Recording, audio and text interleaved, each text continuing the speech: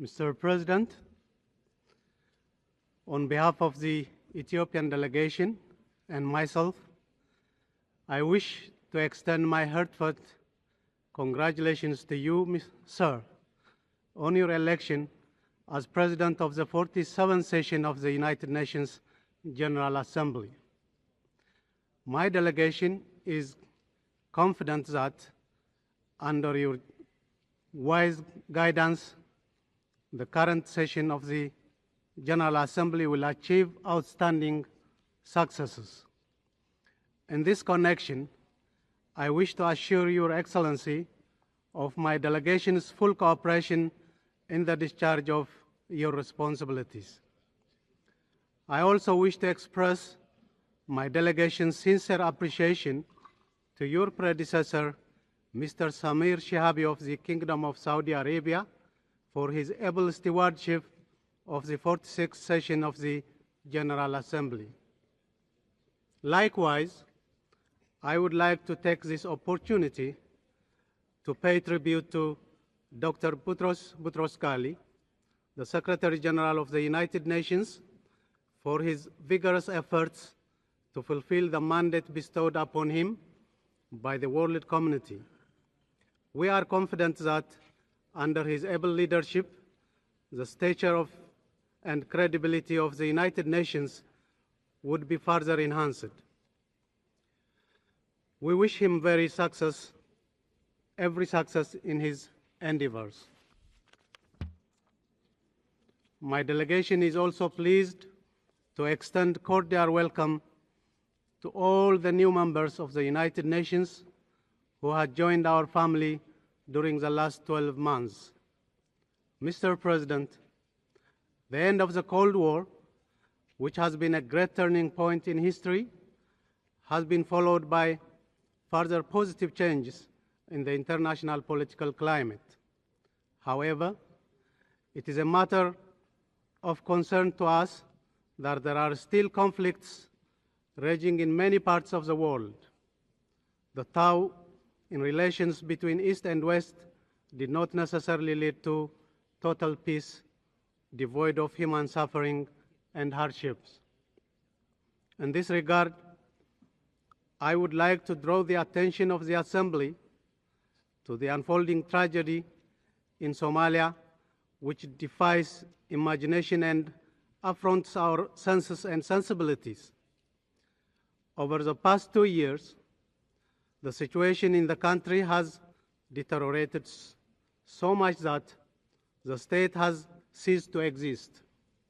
Law and order, peace and stability, and the basic infrastructure necessary for the life of a functioning society are virtually non-existent. These have all been destroyed by acts of internecine warfare, the extent of whose damage and the consequent human suffering combine to make Somalia one of the worst humanitarian crises in living memory. It is lamentable that Somalia is bleeding to death by the actions of her own sons. Nearly half the total population of the country has been dislocated by war and famine.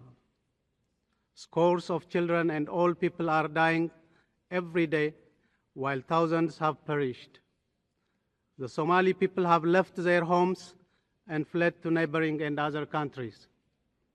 Looking at the situation in Somalia today, it is pertinent to ask why the various factions are doing all this to their own country and people. Why this wanton destruction for the sake of political power over a disintegrating country? How can one explain what is being done to the people of Somalia, which goes beyond any conceivable political cause or justification, when we see children, women, and the elderly being killed indiscriminately merely because they belong to this clan or that sub-clan?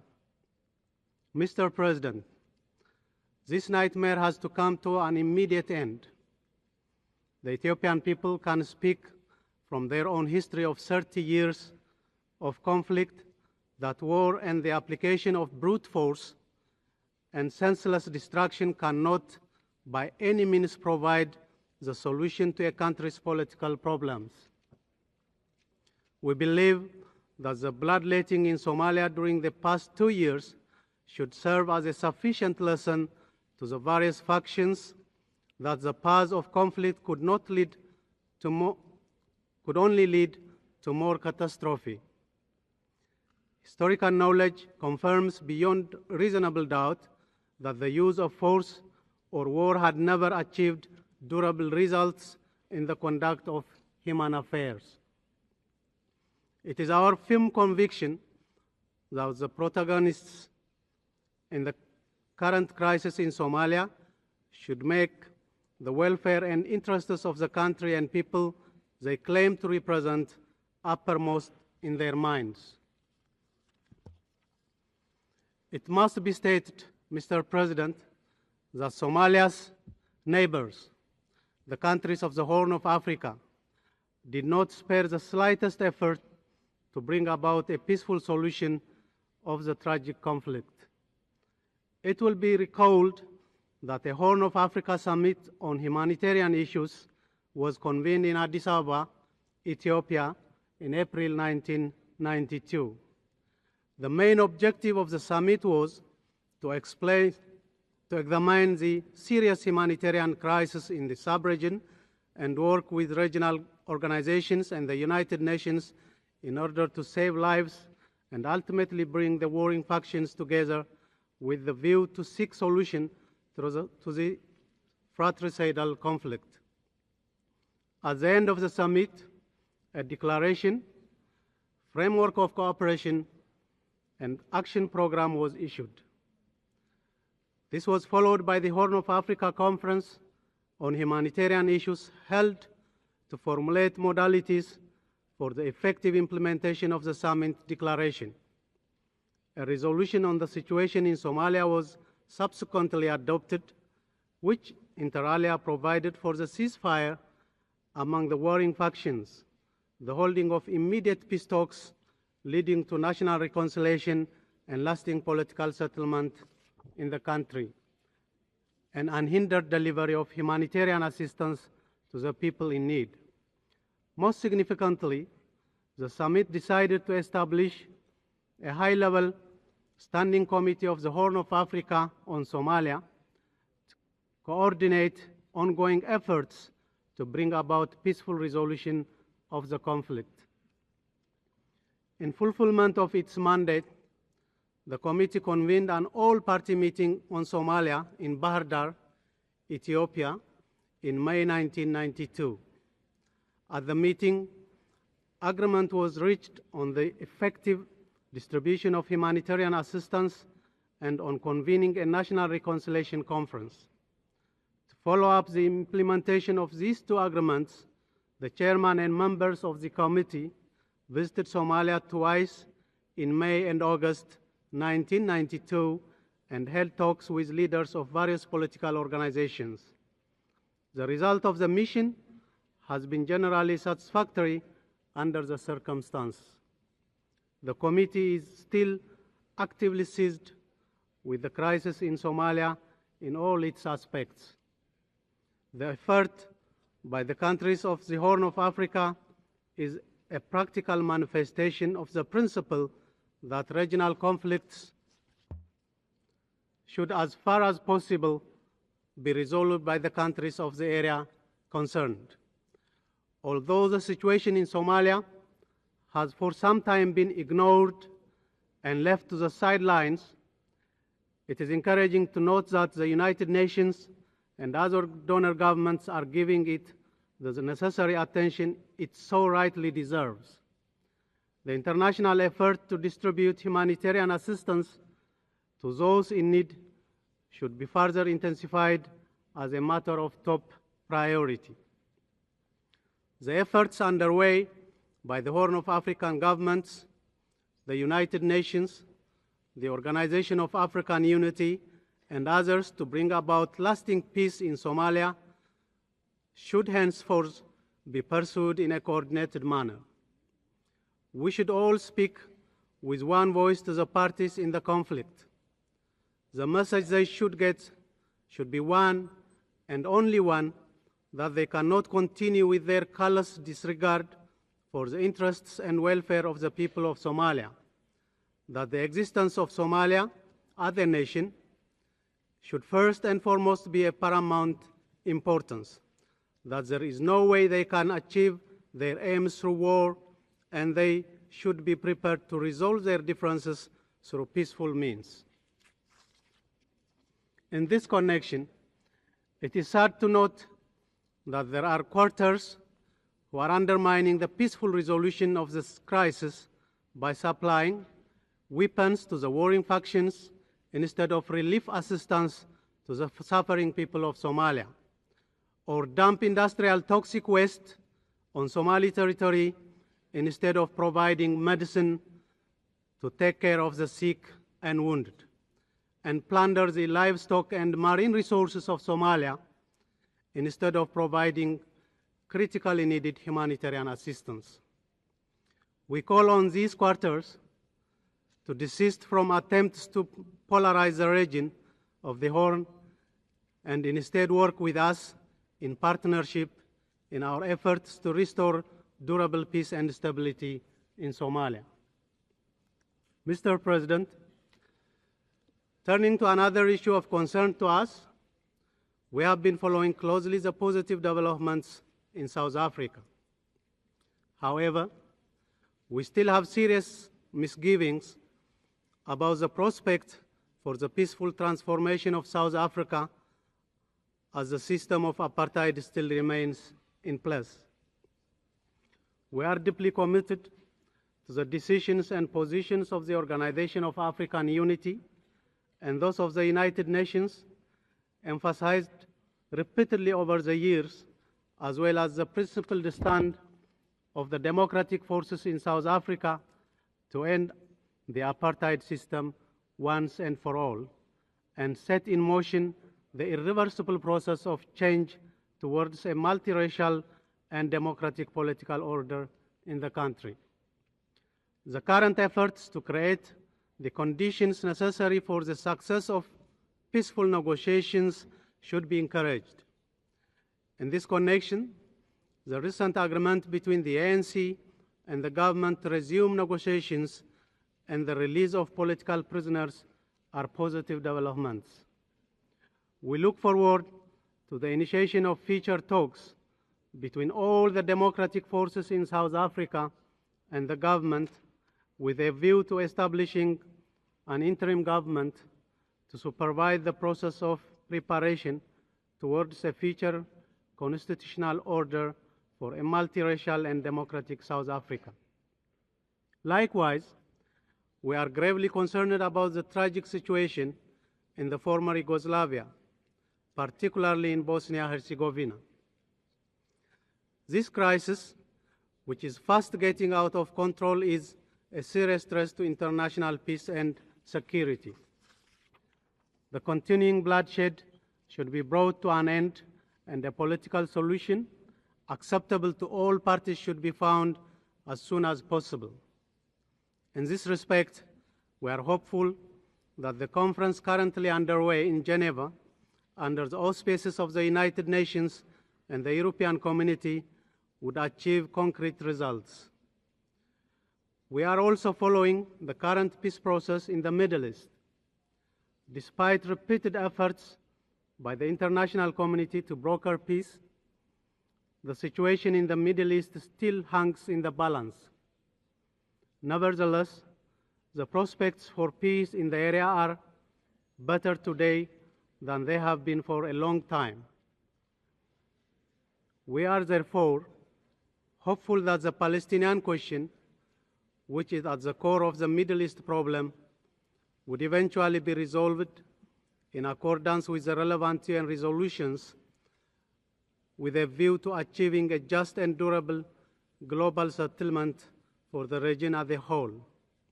Mr. President, we are gratified at the outcome of the efforts of the Conference on Disarmament with regard to chemical weapons.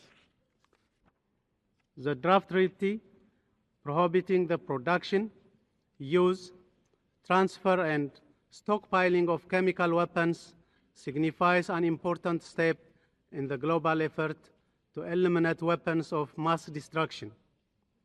We draw special satisfaction from the success of this nearly 25 years of effort in the disarmament process and Ethiopia's contribution as a member of the Conference on Disarmament. In view of current trend towards democracy and respect for human rights, there is a need for the disarmament negotiations to include conventional weapons. It should be underscored here that the peace dividend from disarmament efforts should be channeled to fight the problems of poverty, disease, and backwardness in developing countries. Mr. President, it goes without saying that the opportunities created in the past few years to secure a more just and stable international order cannot bear fruit if a parallel effort is not exerted with increased vigor to bring about positive change in international economic relations.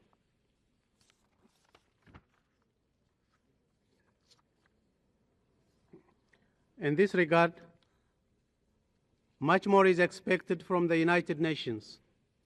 The United Nations Conference on Environment and Development held in Rio, Brazil, in the middle of this year has demonstrated the great importance the international community attaches to the pressing issues of environment and development.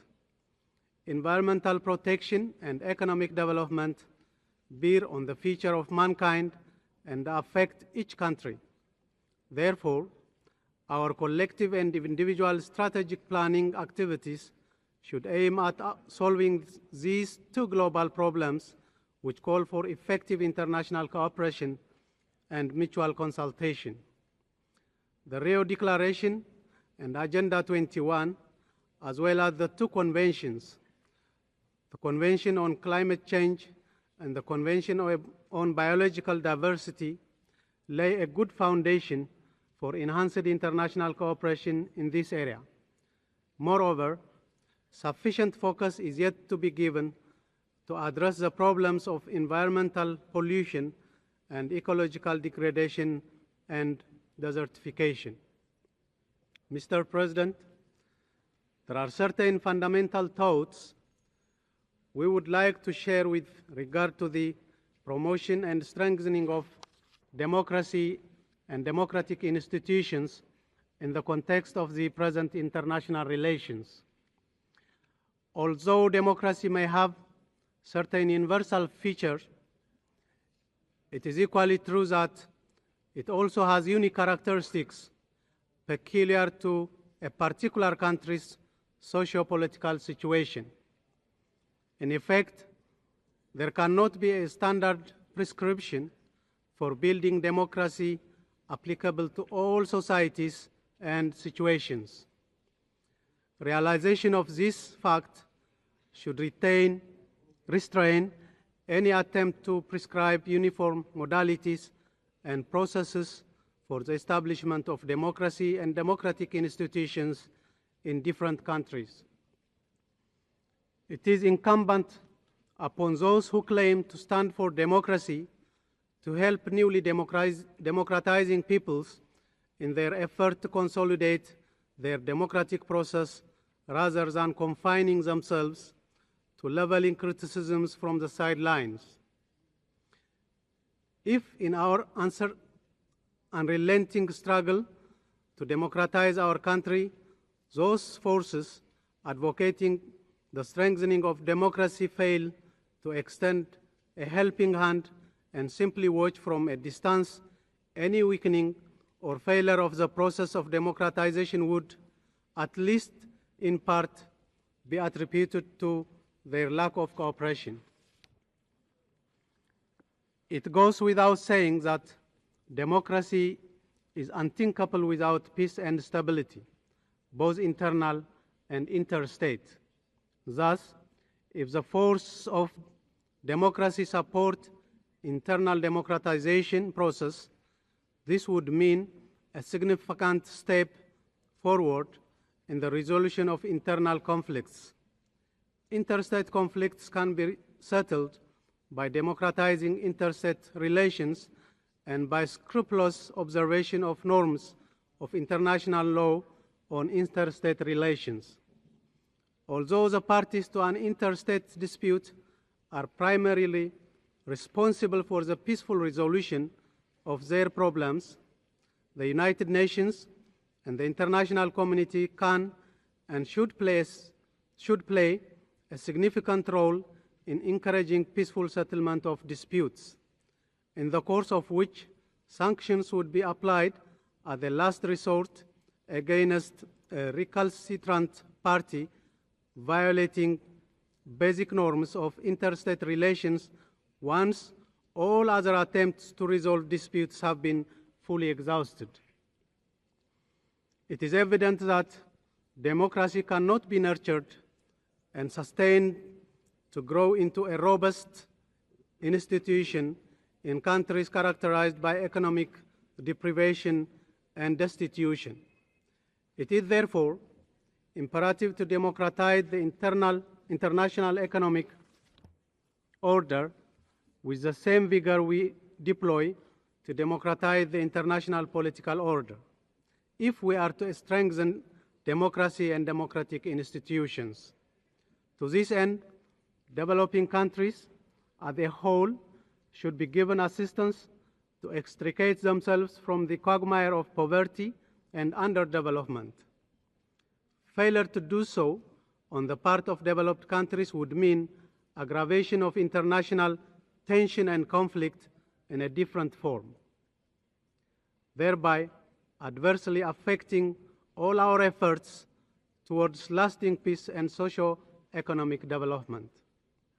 In order to forestall such an eventuality, the United Nations and the international community should go beyond paying lip service to democracy and development and provide meaningful economic assistance to developing countries. Only then can we say the international peace and development are guaranteed. Mr. President, at this juncture, allow me to say a few words on developments in Ethiopia since the establishment of the transitional government just over a year ago. The demise of the repressive military regime in May 1991 and the assumption of power by democratic forces and the endorsement of transitional charter have heralded a new chapter in the history of our country in which freedom, equal rights, and self-determination of all peoples are the guiding principles of political, economic, and social life.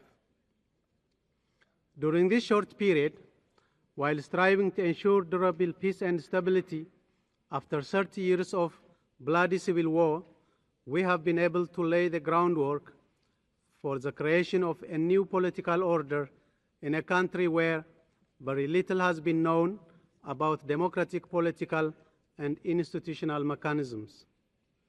The Transitional Charter laid the basis for the establishment of a broad-based administration accommodating a wide spectrum of political views, regional interests, and national aspirations.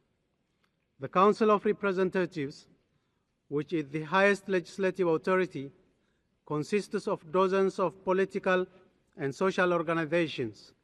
Moreover, with a view to paving the way for the implementation of the right to self-determination of all peoples in Ethiopia, as enshrined in our Transitional Charter, we have taken the first significant step by successfully holding the first democratic local and regional elections in the country's history in the presence of international observers.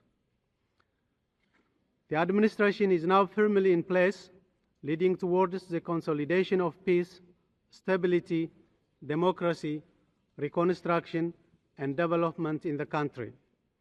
The protection of human rights is at the top of the agenda of the transitional government.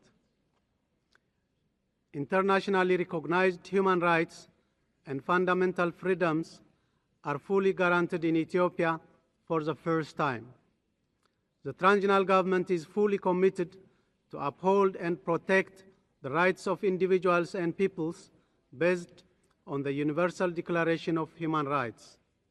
To this effect, we have initiated a process by which Ethiopia is to accede to the various international covenants on human rights.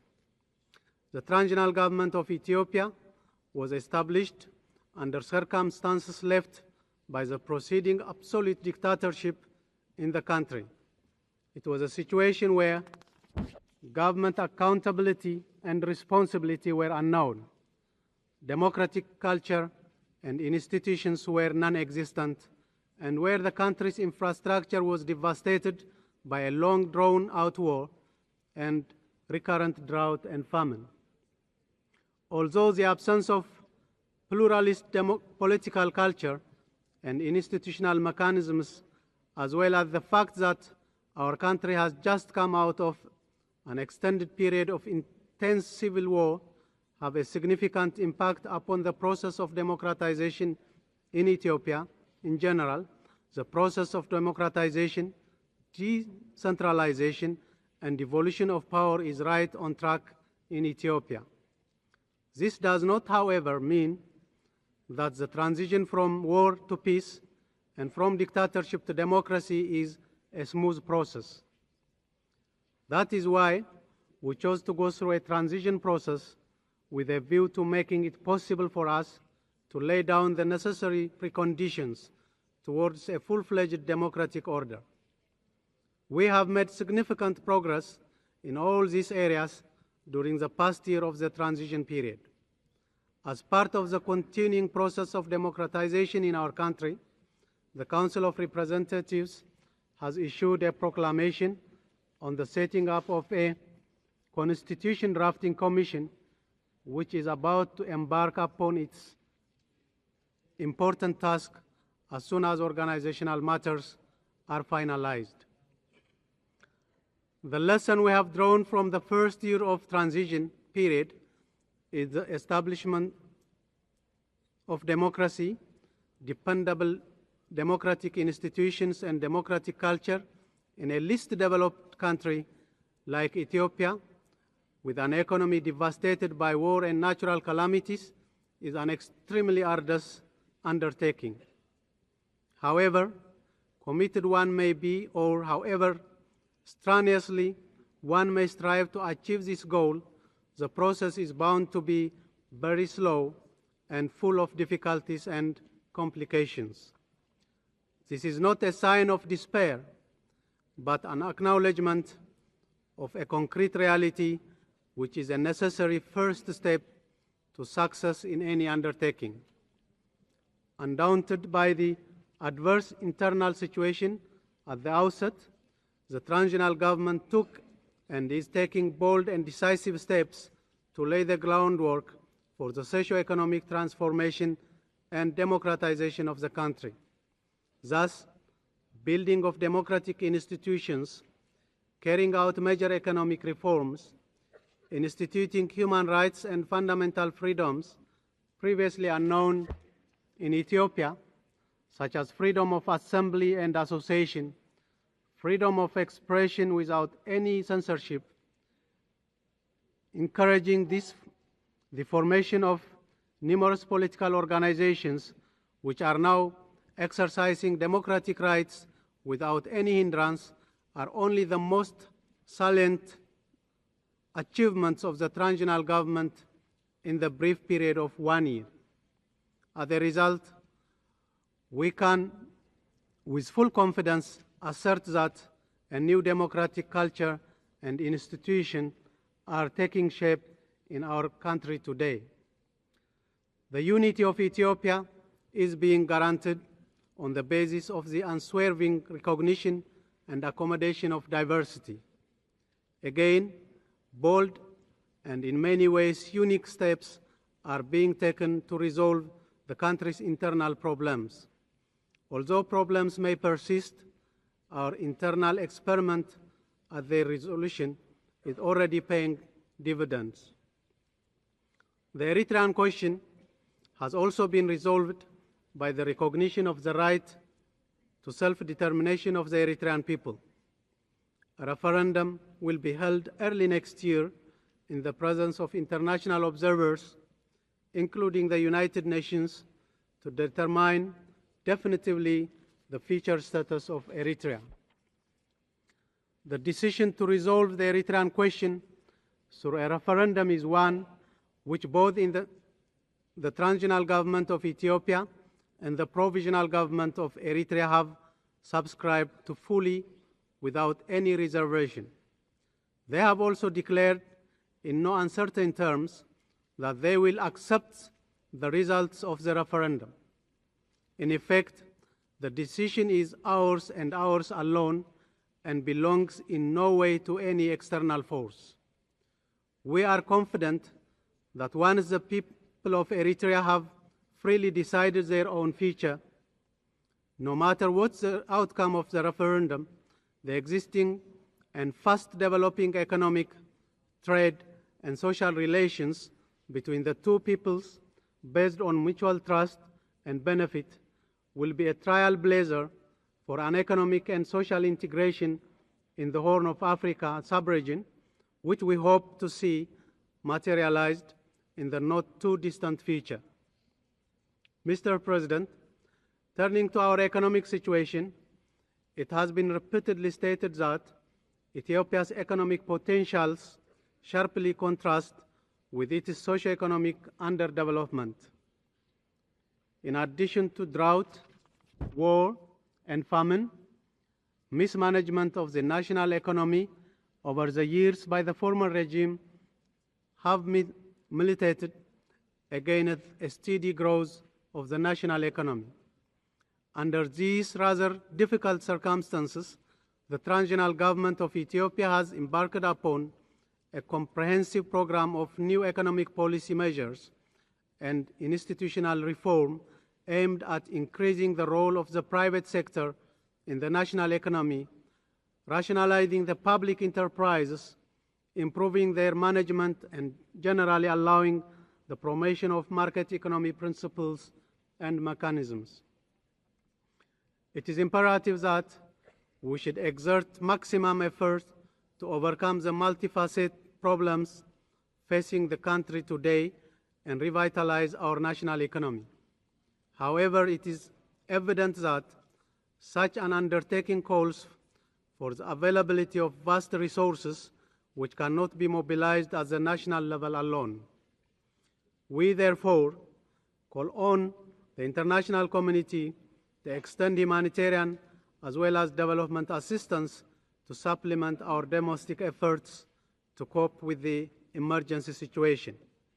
The positive response and goodwill demonstrated by various donor countries and international organizations in the past 1 year is in support of our economic recovery and reconstruction program is encouraging. We are hopeful that such support will continue. Mr. President, the changes underway in Ethiopia are having an impact on the country's external relations. Thus, for the first time in several decades, our relations with all our neighbors in the Horn of Africa are being strengthened on a qualitatively new level. Harmonious cooperation in all fields is fast developing in our sub-region. Our relations with other countries are also developing on the same basis and are showing encouraging results. In this new experiment of nation building, Ethiopia has from the outset enjoyed the goodwill of many countries. Some have also extended material assistance. We wish to express our deep gratitude to all who have helped us in one way or another.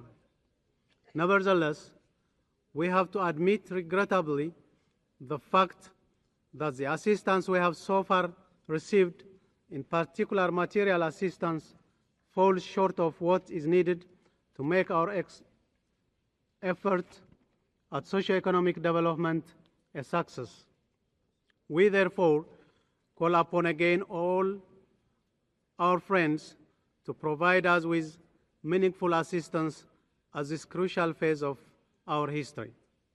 Mr. President, in conclusion, I would also like to reiterate Ethiopia's readiness to participate in all endeavors aimed at enhancing the role of our organization in the maintenance of international peace and security, and in assisting the developing countries in their efforts to achieve a greater degree of economic development and self-reliance.